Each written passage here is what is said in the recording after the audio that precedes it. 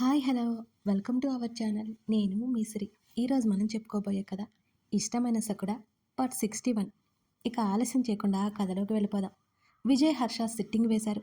దానికి వేద కాళ్ళ వెళ్ళ పడితే పర్మిషన్ ఇచ్చింది. వాళ్ళ ఇంటికి వెళ్ళడానికి సంశయించాడు విజయ్. మొన్న అతను వాగిన వాగుడికి హర్ష ఇరక్కొట్టాడు మరి. ఇప్పుడు మళ్ళీ ఏదైనా వాగితే తన్ని చంపేస్తాడు. అందుకే భయం భయంగా గ్లాసు పట్టుకుని తాగడం మొదలుపెట్టాడు విజయ్. వేద చాలా మామూలుగా మాట్లాడుతూ హర్ష టీం గురించి అడుగుతోంది. ఈ హర్షగాడు ఏదో ఒకటి మేనేజ్ చేసుంటాడులే అని ధైర్యం వచ్చింది విజయ్కి. ఇక రెచ్చిపోయాడు. తన తల్లిదండ్రులు కాల్ చేస్తుంటే పక్కకెళ్ళిపోయింది వేద. నువ్వు లక్కీరా అన్నాడు విజయ్. ఎందుకో వేద నీ వైఫ్ అవ్వడం లక్కీ కాక మరేంటి, ఇంకెవరైనా అయితే చెప్పించి కొడతారు మరో గ్లాస్ లేపుతూ అన్నాడు విజయ్. హర్ష నవ్వాడు. మార్చేసిందిరా ఈ హర్షగాన్ని అని వెనక్కి జారగిల పడి మరీ చెప్పాడు హర్ష. కరెక్ట్, నీలాంటి సైకో గాన్ని షార్ట్ టెంపర్ గాన్ని మార్చేసింది అని విజయ్ కూడా నవ్వాడు. ముయిబే అంటూ విజయ్ కుర్చీని కాలుతో తన్ని వేద కోసం వెళ్ళిపోయాడు హర్ష.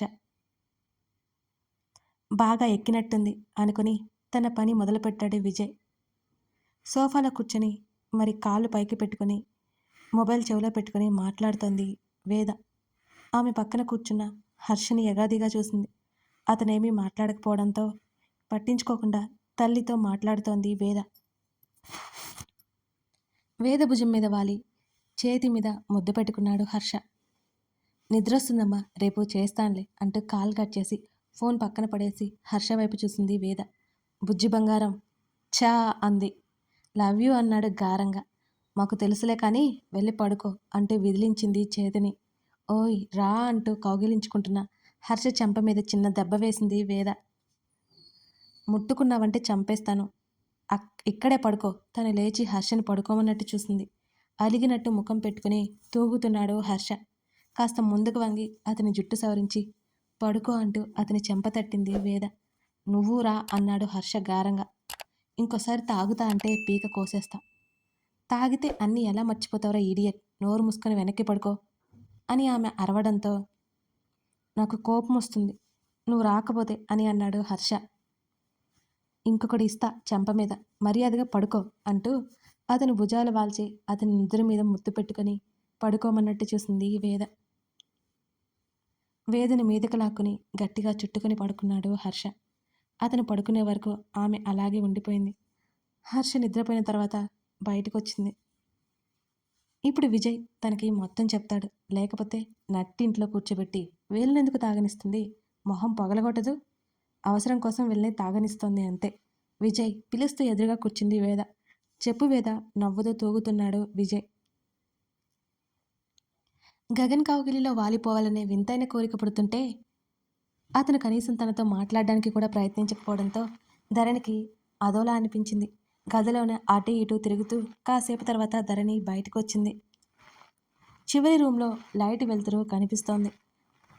ఆమె కళ్ళు మెరిసి అటువైపుకి అడుగులు వేయబోతూ హాల్లోకి తొంగి చూడగా లైట్లన్నీ ఆపి ఉన్నాయి.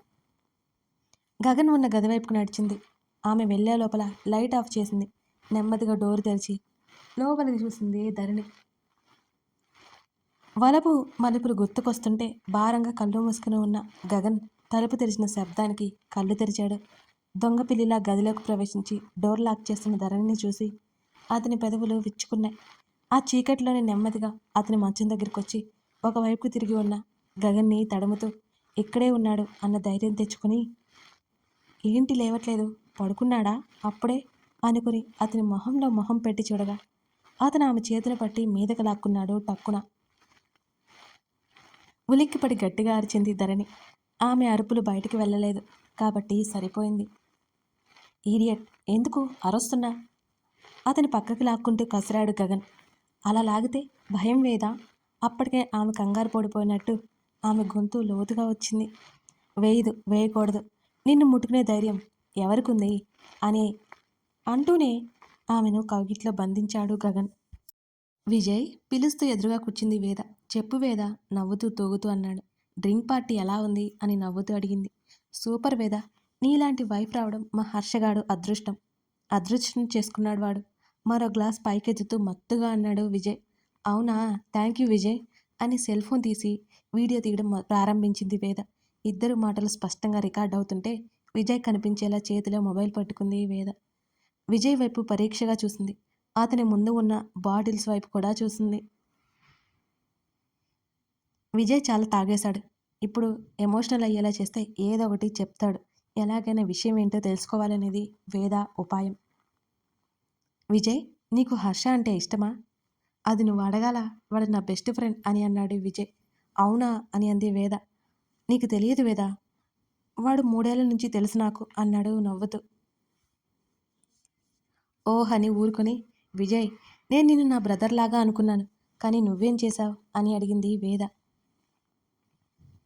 ఆ మాట కరిగిపోయి, ఏం చేశాను వేద అన్నాడు అయోమయంగా విజయ్.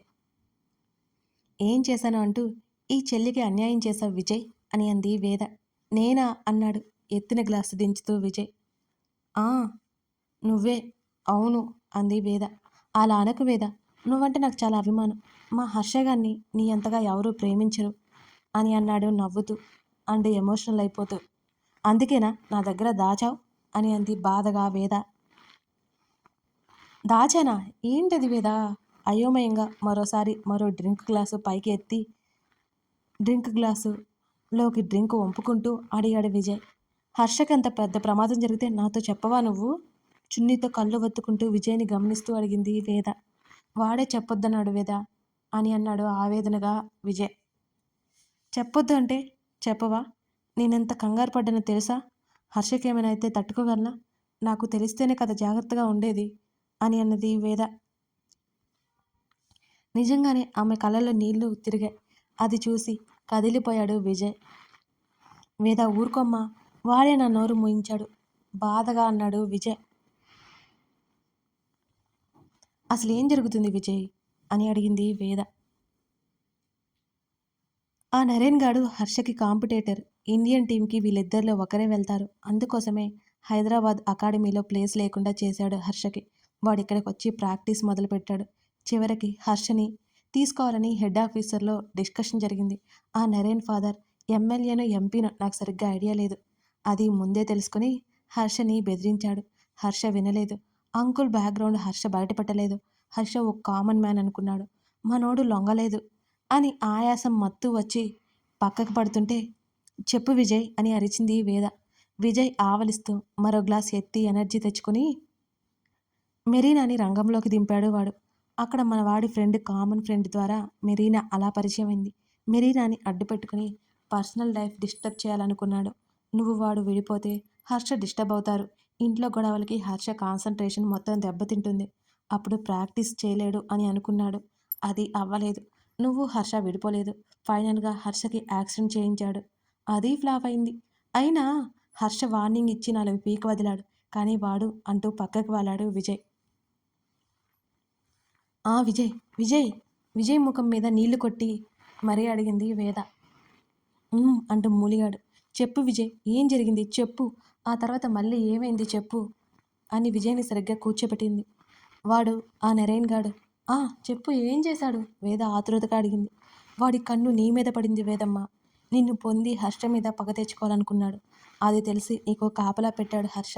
కానీ ఒకరోజు నీకే తెలియకుండా నిన్ను కిడ్నాప్ చేయడానికి ప్లాన్ చేయడం హర్షకు తెలిసింది. వెంటనే నరేన్ గారిని కొట్టించేశాడు లారీతో. దెబ్బకి యాక్సిడెంట్ అయ్యి మంచాన పడ్డాడు వెధవ అని చెప్పాడు పేలగా విజయ్.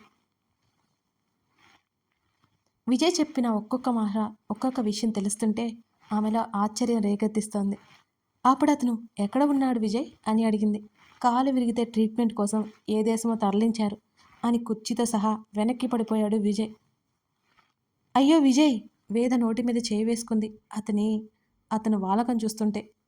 నువ్వేం భయపడకు, నీకు హర్షకి నేనున్నాం అని కలవరిస్తున్నాడు. సరే వెళ్ళి గెస్ట్ రూమ్లో పడుకో అని మందు బాటిల్స్ అన్నీ పడేసింది.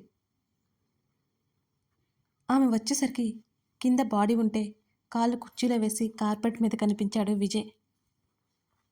నిట్టూర్చి హాల్ డోర్ లాక్ చేసి రూమ్లోకి వెళ్ళిపోయింది వేద. హర్ష సోఫాలో లేకపోవడంతో ఆమె కంగారు పడి గపుక్కున సోఫా దగ్గరికి వెళ్ళగానే టీపాయ్కి సోఫాకి మధ్యలో కనిపించాడు హర్ష. తాగుబోతు వెధవ అని తల కొట్టుకుని హర్ష హర్ష బలవంతంగా లేపి భుజం చుట్టూ చెయ్యి వేయించుకుని బెడ్ దగ్గరికి తీసుకెళ్ళింది వేద. మంచం మీద పడుకోబెడుతుంటే వేద మీద పడ్డాడు హర్ష. అబ్బా అని అరిచింది వేద. హర్ష ఉలిక్కిపడి లేచాడు. వేదు ఎక్కడున్నావు అని కంగారుగా అడిగాడు హర్ష. నీ కింద అప్పడం అవుతున్నా, ముందులే ఈడియట్ అని వేద కూడా గట్టిగా అరిచింది. సారీ అంటూ ముద్దుగా చెప్పి ఆమె బుగ్గన ముద్దివ్వగానే బలమంతా ఉపయోగించి పక్కకి తోసింది హర్షని. పక్కన పడ్డాడు హర్ష. లేచి కూర్చొని ఊపిరి తీసుకుని అతన్ని చూసింది. ముందుకు వంగి నా జోలికి వస్తే చంపేస్తావారా అని అతని జుట్టు సవరిస్తూ అడిగింది చిన్నగా నవ్వుతూ. ప్రాణాలు తీస్తాను మత్తుగా ముద్దుగాని చెప్పి అడు తిరిగాడు. కళ్ళనీళ్లతో నవ్వుకుంది వేద. వెనక నుంచి అతన్ని కౌగిలించుకుని ఆమె కూడా కళ్ళు మూసుకుంది. భయం వేయకూడదు, నిన్ను ముట్టుకునే ధైర్యం ఎవరికుంది అంటూనే కౌగిట్లో బంధించాడు గగన్. మాటలు చెప్తావు అని కొనిగి కనీసం నేను గుర్తున్నానా అని కడివిడి కన్నీళ్లు కాచడానికి సిద్ధమైంది. ఆమె నడుము చుట్టూ చెయ్యేసి దగ్గరికి లాక్కున్నాడు. ఏంటి మళ్ళీ చెప్పు అని అడిగాడు. అసలు నాతో టైం స్పెండ్ చేయాలని లేదు కదా నీకు అని అంది బేలగా. నేను స్పెండ్ చేస్తే ఎలా ఉంటుందో తెలుసుగా. ఆమె టీషర్టు పైకి అని నేరుగా వేళ్లతో ఆమె నాభి వద్ద నిమిరాడు. భారంగా ఊపిరి పీల్చుకుని కంగారుగా చూసింది. అర్థమైంది కదా, బుద్ధిగా పో అన్నాడు డ్రెస్ సరి చేస్తూ. ఊహు ఇక్కడే ఉంటాను అంటుంటే పైకి లేచి ఆమెను చేతుల్లోకి తీసుకోగానే కళ్ళు కిందకి వాల్చి అతని చొక్కా పట్టుకుంది. ఆమె గది వరకు మోసుకొచ్చి బెడ్ మీద వేశాడు గగన్. అతని చేతిని పట్టుకొని అతని వైపు చూసింది. తన కోసం ఏం చేయడానికన్నా సిద్ధంగా ఉన్న ఆమె ప్రేమకి అతని మనసు వశం తప్పింది. డోర్ లాక్ చేసి ఆమె పక్కన చేరాడు. అతని గుండెల్లో ముడుచుకుపోయి నన్ను కూడా తీసుకుని వెళ్తావా అని అడిగింది ధరణి. అతని చేతిలో ఆమె టీషర్ట్ బటన్స్ లాగుతుంటే ఆమె మోమి మీద అతని పెదవులు తడిముద్రలు వేస్తున్నాయి. మాటలు రానట్టు ఉండిపోయింది ధరణి. పద రేపు ఎత్తుకుపోదా అంటూనే ఆమె పెదవులు అందుకొని అతని పనిలో అతనున్నాడు. ఒక్కసారిగా శరీరం జల్లుమంది ధరణికి. అలా వెళ్తాను అంటే మా అమ్మ కాళ్ళు విరక్కొడుతుంది అంటూ ఊపిరి వేగంగా పీల్చుకోసాగింది ధరణి. అతని ముఖం ఆమె హృదయంలో దాచుకుంటూ. అలాంటప్పుడు నోరు మూసుకో అని కసిరాడు. మన పెళ్ళి అందరిలో జరగాలి త్వరగా అంటూ అతని పెదవులు దాడికి మాటలు రానట్టు ఆమె మిన్నుకుండిపోయింది. మరోసారి అతనికి దాసోహమయ్యి అతనిలో కరిగిపోయింది. ఆమెని దగ్గరికి లాక్కుని కౌగిలించుకున్నాడు. కీచుగా అరిచింది. ఆమె చెంపతడి తుడుస్తూ చెప్పవా అని కసిరాడు. ఆమె నవ్వి వాష్రూంలోకి వెళ్ళిపోయింది అక్కడి నుంచి. టీషర్ట్ భుజం మీద వేసుకుని బాల్కనీలో నిలబడ్డాడు. చేతికున్న వాచ్ 1:20 చూపిస్తోంది. రైలింగ్కి 2 అరచేతిలో ఆనించి కాస్త ముందుకు వంగినట్టు నిలబడ్డాడు అతను. ఆమె అడుగుల శబ్దంతో పాటు అందియలు మరింత వినసొంపుగా శబ్దం చేస్తుంటే అతన్ని సమీపించింది ధరణి. ఆమెను ముందుకు తెచ్చుకుని కౌగిలించుకొని ఆమె జుట్టు సరిచేశాడు అతను. ఆమె మరింత ఓపిక లేనట్టు అతన్ని ఆసరా చేసుకుని నిలబడింది. ఏమివ్వాలి నీకు చెప్పు అతడు అనగానే చివాలన చూసింది ధరణి.